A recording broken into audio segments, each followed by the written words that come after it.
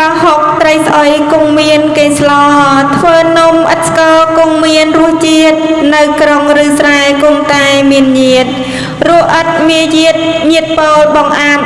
កូនស្លូតឬកាយគង់មានម្ដាយស្ដីក្មេងតូចស្រដីខុសគង់គេប្រាំជនងងពោត្រង់គង់មានគេស្ដាប់ខ្ពស់ហួសលំដាប់គ្មានញាតិរាប់អានទឹកថ្លុកមួយក្អឹកផឹកគង់បាត់ស្រែកសមុទ្រធំពេករកផឹកពុំបានកើតតួនសាសនាមិនគួរលងប្រានគេទៅនិព្វានឯញៀនតណ្ហាទំរំភ្ញាក់ខ្លួនជួនជាជរាមច្ចរាជទៀមទាបើកទ្វារបច្ឆា